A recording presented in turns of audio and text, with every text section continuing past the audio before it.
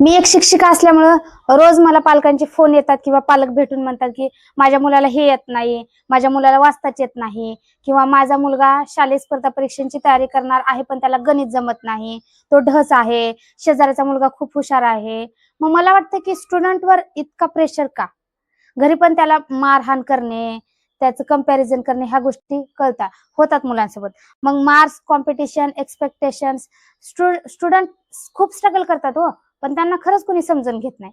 Education म्हणजे फक्त marks नाही, स्किल आणि माइंडसेट आहे. आपण जर सिस्टम बदलायला हवी असं मला वाटतंय. याबद्दल तुमचं मत काय आहे हे नक्की तुम्ही कमेंट करून कळवा. आणि खरंच मुलांना प्रेशराईज करू नका, त्यांची कुणासोबत तुलना करू नका. मला माहितीये की युग हे स्पर्धेचं आहे, मुलांनी एक पाऊल पुढे राहिलं पाहिजे. आपला काळ हा वेगळा होता, पण ह्या ज्या प्रेशराईज करून तुम्ही गोष्टी त्यांच्याकडनं करून घेता, तो प्रेमाने सुद्धा हाताळल्या जाऊ शकतात.